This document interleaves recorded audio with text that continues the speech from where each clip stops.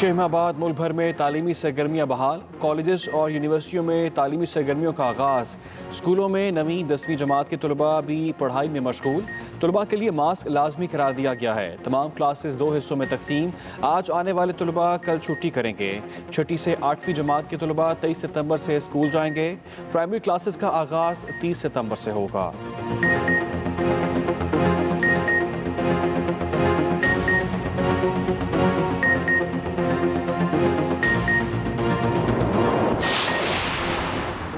मुल्क भर के तलबा को तालीमी इदारों में वापसी पर खुशामदीद कहते हैं। वफाकी वज़ीर तालीम शफ़क़त महमूद का ट्वीट लिखा, बच्चों की सेहत और सलामती यकीनी बनाने के लिए हम सब पर भारी जिम्मेदारी आयद होती है।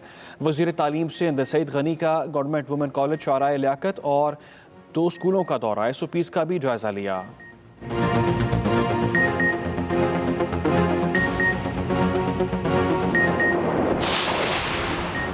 पाकिस्तान में कोरोना वायरस अंडर कंट्रोल। मुल्क भर में एक्टिव केसेस की तादाद 5774 रह गई। 24 घंटों में 400 नए केसेस रिपोर्ट। मजीद 6 मरीज जान से गए। अब तक 2,90,261 मरीज मुकम्मल सेहतियाब हो चुके हैं।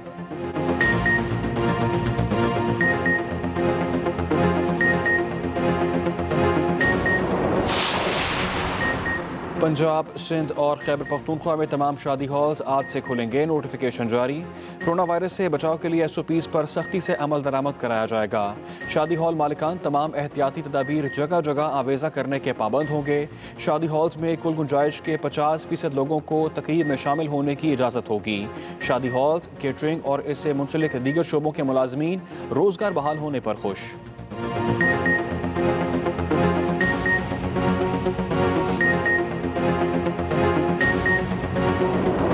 ज़्यादती केस में गिरफ्तार मुलजिम शफ़क़त को आज कैंट कचहरी में पेश किया जाएगा।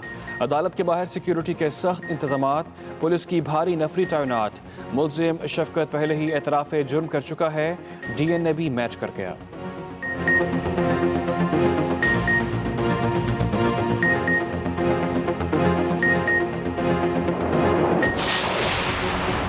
पाँच रोज़ बाद भी मरकजी मुलजिम आबिद आज़ाद। गिरफ्तारी देने वाले मुलजिम वकार के साले अब्बास ने भी खुद को कानून के हवाले कर दिया।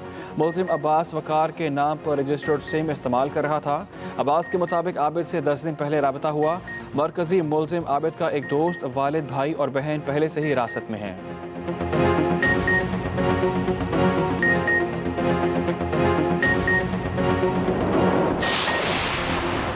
ज़्यादती के मुजरिमों को कीमियाई तरीके या सर्जरी से नामर्द किया जाना चाहिए।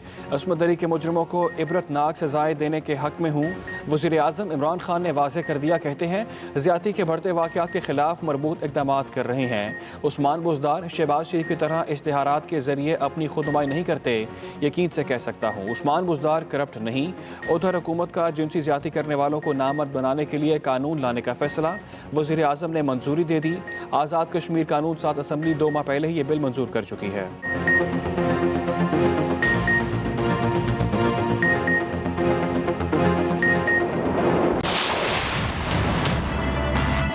क्या हम अपनी बहन को अकेले बच्चों के साथ जाने देते हैं?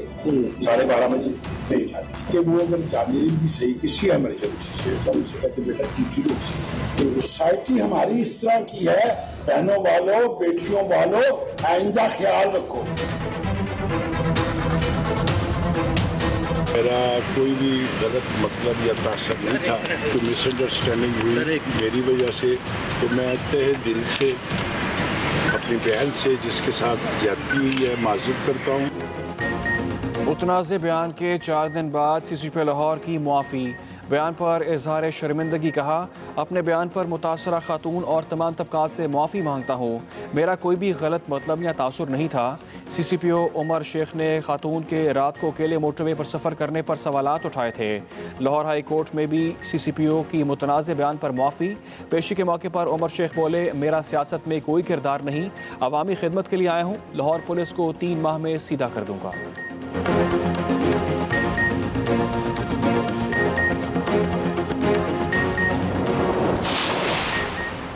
और पाकिस्तान समेत दुनिया भर में आज यौम जमहूरिया मनाया जा रहा है। मकसद गैर जमहूरी ताकतों का रास्ता रोकने के लिए अवामी शऊर उजागर करना है। पाकिस्तान में जमहूरी सियासी निज़ाम आज अपनी तमाम तर खूबियों और खामियों के साथ खड़ा है।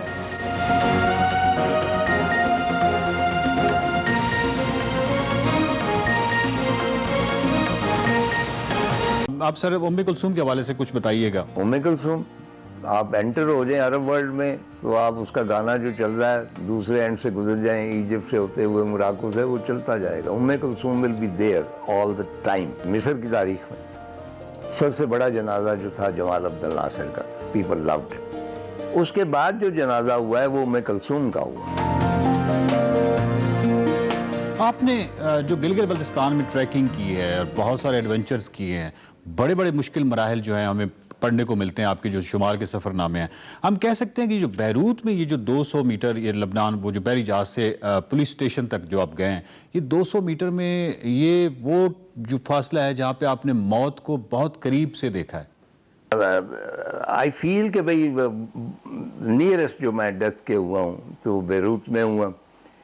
उसके बाद एक और सानिया हो गया कि जब मैं फाइनली स्विट्ज़रलैंड पहुँचा रोम के रास्ते, तो मेरा इकलौता खालाजाद भाई था कैप्टन साजिद नज़ीर, उसका जहाज़ क्रैश कर गया कोयटा में। He was a pilot.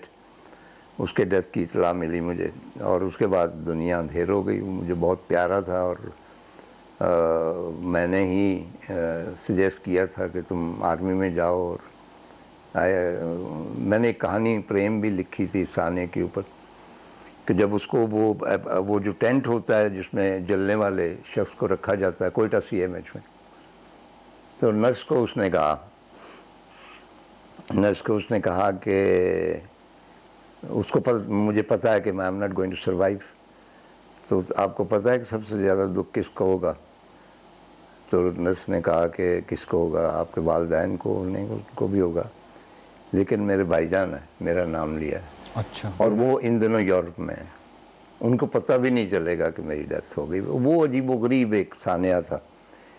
मैं एक्सप्लेन नहीं कर सकता कि किस तरह मैं रोया और तन्हा रोया। और परदेश में जब ट्रेजेडी आती है फिर पता चलता है कि घर क्या होता है। आप किसी के साथ लिपट के रो भी नहीं सकते। तो मैंने एक दरख्त का चुनाव किया था नीचे दरिया के किनारे, और उसके साथ इंतहाई अफसोसनाक, बहुत ही तकलीफ दे यकीनन ये बात रही होगी आपके लिए। और आपकी उनसे मोहब्बत जो है वो यकीनन बाद में आपकी तहरीरों में भी उसकी शदीद झलक एक नज़र आती है, शदीद मोहब्बत की। तार साहब, उसके बाद ये सिलसिला ख़त्म नहीं होता है इस खाना बदोश में। आप एक बस के हादसे का भी शिकार होते हैं और उसकी एक तस्वीर भी है जो नाजरीन इस वक्त देख रहे होंगे। वो फिर एक अफसोसनाक बात जो है वो खाना बदोश में होती है कि आपकी जो बस है वो उलटते उलटते बचती है। इस्तांबुल से मैंने एक बस ली और वो जो बस थी वो तेहरान जा रही थी डायरेक्ट। हमारा हम इस्तांबुल से निकले हैं और मैं खड़ा हुआ हूँ, कुछ दोस्त से आगे उनसे कोई बात करने के, तो मैंने देखा कि वो विंडशील्ड के आगे एक रेड कलर का ट्रक है जो मुड़ रहा है यूँ। और मैं कह रहा हूँ कि ये बिल्कुल सामने किस तरह आ गया, और बस ने उसको अवॉइड करने के लिए मोड़ा और वो पुल सा था उसका जंगला तोड़ के तो वो हवा में एक मोहल्लक सी हो गई। अच्छा। वो फॉर्चुनेटली जो आपने बास्फोरस के ऊपर बहुत बड़ा पुल है आजकल, उससे ज़रा पहले ये हुआ। लेकिन at that time we thought कि ये बस जो है सीधी जा रही है समंदर में गर्क होने के लिए। वो चंद लम्हे जो गुजरे हैं जो बिल्कुल सन्नाटा छा गया। अच्छा। वो जी वो गरीब लम्हे थे। वी वर डेफिनेट, सारे बेशतर टूरिस्ट थे कि we are going to die. और वो फिर वो क्रैश किया बस ने, वहाँ पे एक बजरी की ढेरी थी जिससे वो इम्पैक्ट कम हुआ। उसके बावजूद एक मेरा जर्मन वाकिफ था, ही डाइड, और मुतअद्दिद लोग ज़ख्मी हुए। मैं भी बहुत ज़ख्मी हुआ काफ़ी हद तक, और मेरे पाँव सूज गए। तो फिर मैंने बूट नहीं पहने तेहरान तक, वो मैं पट्टियाँ बांधता था क्योंकि बूट वो पूरे नहीं आ रहे, पाँव सूजे हुए। तो वहाँ पे मैंने खाना बदोश को ख़त्म कर दिया। और मुझे याद है कि जब ये शाया हुई तो एक आदमी ने पूछा कि सर वो आप बस के हादसे में बच गए थे? मैंने कहा हाँ, इसीलिए तो लिखी। खाना बदोश में जब कारी ये देखता है कि एक अदीब हैं, मतलब मैं आपकी बात कर रहा हूँ, एक अदीब के हाथ में पिस्तौल है और आप एक दरवाजे के पीछे छुप के वो पिस्तौल लेके खड़े हैं कि जैसे ही कोई आएगा तो मैं गोली मार दूंगा। सिक्योरिटी के वहाँ पे बहुत ज़्यादा इश्यूज़ हैं, हर तरफ फायरिंग हो रही है और फिर ऐसे भी लगता है जैसे आपको वहाँ से निकलने की कोई जल्दी नहीं है। ये कारी का तासुर है। और फिर यहाँ तक कि आप एक अस्करी तंजीम यानी फ़लस्तीन की अस्करी तंजीम का हिस्सा बनने की भी ख्वाहिश रखते हैं और बाकायदा उनके ऑफिस में जाते हैं। ये सब कुछ यानी खाना बदोश में हो रहा है। उस वक्त PLO ऑफिशियल किस्म की तंजीम थी, कोई ऐसी टेररिस्ट तंजीम या कोई खुफिया तंजीम तो नहीं थी। तो वहाँ पे जाके मैंने अपना पासपोर्ट दिखाया और मैंने बताया कि भाई मैं ज़ाहिर है कि मैं एक आइडियल्स होते हैं इंसाफ के और कानून के, और इजराइल ज़ाहिर है कि नाइंसाफ़ी पे मबनी है, जी ठीक, लाकानूनियत पे मबनी है, और मैं पैलेस्टीनियंस के लिए ज़्यादा नरम गोशे रखता हूँ। महमूद दरवेश जो कुछ लिखता है वो मेरे सीने पे लिखा जाता है। तो उनका ये जवाब था कि हम शादीशुदा लोगों को नहीं रखते, क्योंकि in case of their martyr अगर वो हो जाते हैं तो मुजाहिर के बच्चे पीछे से यतीम हो जाते हैं वगैरह वगैरह, तो आप शादीशुदा हैं, हम आपको नहीं रख सकते। अच्छा, वो मैंने अपना फ़र्ज़ अदा किया, ख्वाहिश थी मेरी कि ये मुझे दे दें,